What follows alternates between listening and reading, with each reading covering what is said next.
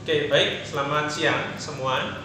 Kita akan belajar tentang dasar dari pemahaman akuntansi biaya. Saya sudah share video tentang pembuatan gerabah yang ada di daerah Kasongan, Bantul, Yogyakarta.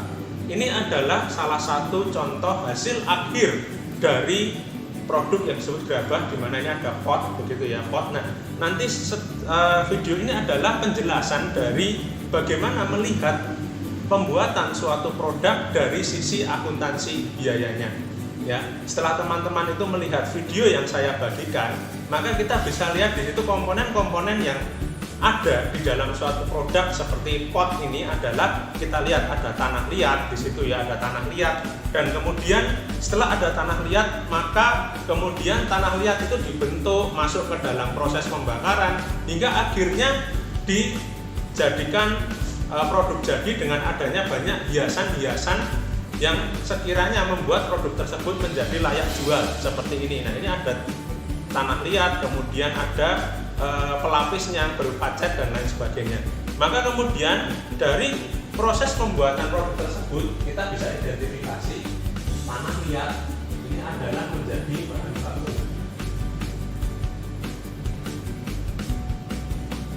Maka dia tidak bisa hanya seperti ini saja, perlu campur tangan manusia di dalam memprosesnya, maka disebut sebagai biaya tenaga kerja.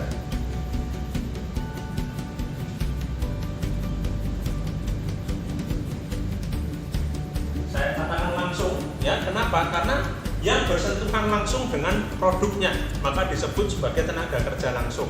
Kemudian di samping itu kita bisa lihat misalnya ada cat atau pelapis, ini disebut sebagai bahan penolong.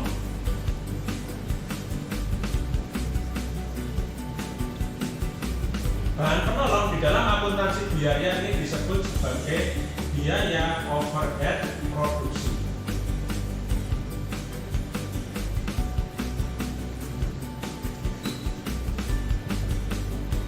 Kita pahami sampai di sini dulu ya teman-teman ya. Sedikit demi sedikit, tapi nanti saya harap teman-teman paham. Jadi komponen utama di dalam suatu produk gerabah ini ya, ada bahan baku berupa tanah liat, ada orang-orang yang mengerjakannya, dan kemudian ada catnya ya. Maka kemudian biaya produksi terdiri dari bahan baku, kemudian biaya tenaga kerja langsung, dan juga biaya overhead produksi atau yang disebut sebagai bahan penolong.